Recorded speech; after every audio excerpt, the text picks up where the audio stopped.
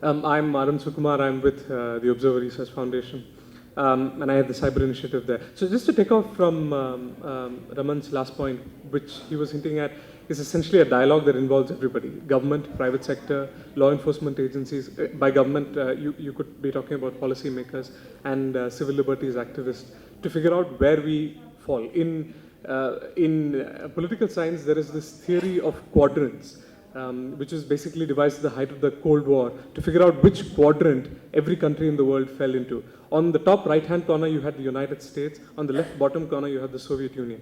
Basically, these were two quadrants. In the United States quadrant, you know that there is a certain degree of flexibility with regard to the market economy or civil liberties, and with regard to the Soviet Union, you knew that there is a certain degree of inflexibility with regard to, say, a command and control economy or restrictions on freedom of speech and expression.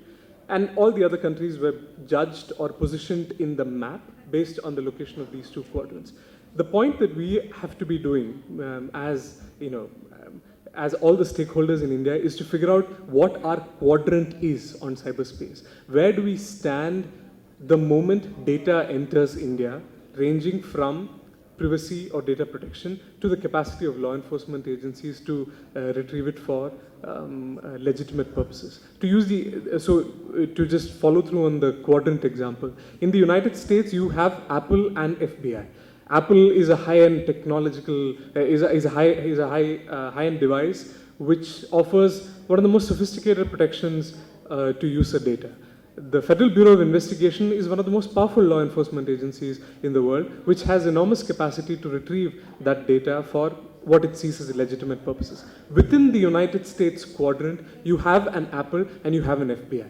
So rather than sort of saying where we should we fall on the Apple side or the FBI side, we should be looking for solutions that give us both the Apple and the FBI, which is either an Indian device or a device that is aimed for the Indian audience, either by a foreign manufacturer or an Indian manufacturer, that provides the highest data protection standard possible in the Indian economy and provide the kind of capacity to the Indian law enforcement agencies, right from the local police to the Central Bureau of Investigation, to retrieve data for what they see as legitimate purposes. It's important to find out where we are in this quadrant. And it's not an academic exercise.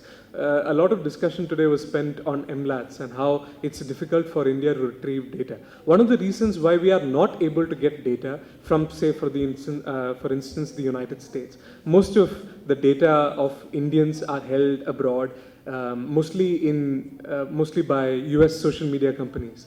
There is a law in the United States that prohibits Facebook or Twitter or Google from, and Raman would be better placed to explain this. There is a law that prohibits them from directly providing information to the Indian government. They can only provide it through the US Department of Justice, which is their Ministry of Justice, to the Indian government. And there is no incentive for the US Department of Justice to provide it because we are a net requester of data. We have nothing to offer in return.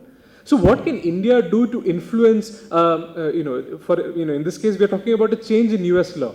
What can we sitting here talk about? This is the point that relates to a strategic vision. What can we sitting here do to change American law? What we can do is to identify ourselves within this quadrant. When a company does business in India, or when Indian government agencies request data, people who are providing this data must know that this is the exact standard, whether it's a legal or a technical standard, that will be used to protect this data and that will be used to retrieve it for legitimate uses. The Information Technology Act has been talked about, and I'll conclude with this. The Information Technology Act has been talked about at length today, but it's a grossly inadequate legal instrument to deal with many of the complex stuff that we have talked about, the Internet of Things, data protection.